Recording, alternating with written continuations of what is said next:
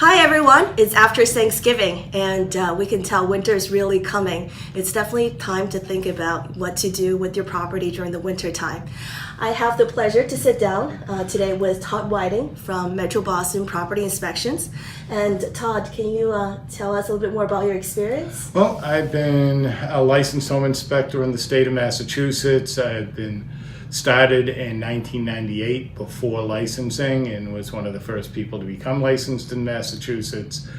I've become certified in mold assessments, writing work plans for mold, and being able to just do any type of inspection there is: residential, commercial, restaurant, retail, etc. So 1998, so that's really 20 years, Yes. exactly. Wow, okay. So lots of experience under your belt. So you've probably I think seen so. like all sorts of properties. All sorts of properties, all sorts of interesting problems, especially in the winter, even in new construction when there's too much snow. You just can't beat Mother Nature. So what would you say, for a homeowner during the winter time, what would be 5 tips that you can provide for us? The first and most obvious: have your heating system serviced. It doesn't matter if it's gas, oil, or propane. Have a technician come in, evaluate your system, see what any potential problems might be, because let's face it, the only time a heating system is going to fail is when you need it. They don't fail in the summer because you're not using it. So we want to make sure that we service it. If your heating system is over 20 years old, you may want to consider updating it now rather than when it fails. So have a technician to come and service it before Absolutely. the winter really And hits. that's like it what is. a lot of people will tell you don't have to service gas. But unless you really understand all the mechanical parts in a heating system, it's better to bring a specialist in every year and make sure things are working the way they're supposed to. Got it. The next thing is to make sure all of your gutters, downspouts are free, clear, and clean of debris. You may have already cleaned them in the middle of the fall, but plenty of leaves have fallen since then. If you're in an area that has a lot of pine trees, pine needles drop all year long. So you want to make sure you keep those free and clear.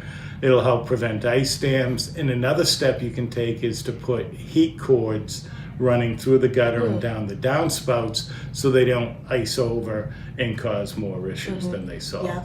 So I know like water problems that's just the biggest headache during Yes, the it winter time. is. So definitely you don't want that to happen. So the next thing you want to do is, if you have a sump pump, make sure it has battery backup. If it doesn't have battery backup, if the electricity goes out, the pump will fail and you'll have water in your basement. So you want to make sure that you have battery backup. So to test the sump pump to make sure that that's Don't working. just test it, but make sure that it has something to power it if the power goes out. Got it. And we lose power a lot here in the Northeast. So we want to make sure that that's Yeah. fully addressed.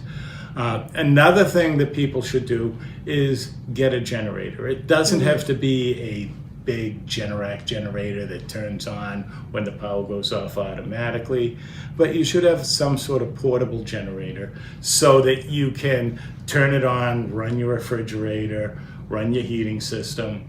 If you do buy a generator, it's a good idea to have an electrician install a transfer switch so you can hook it in directly and have your system run that way. You want to make sure that your downspouts extend at least 6 feet away from the foundation so the water that comes down doesn't come into the basement. And finally, And that's a good thing to check. I can go back to my house and check that. Finally, the most important thing is to make sure you have the right food in your house. You shouldn't be running out when we have a prediction of a blizzard and buying milk, juice, bread, eggs, perishables.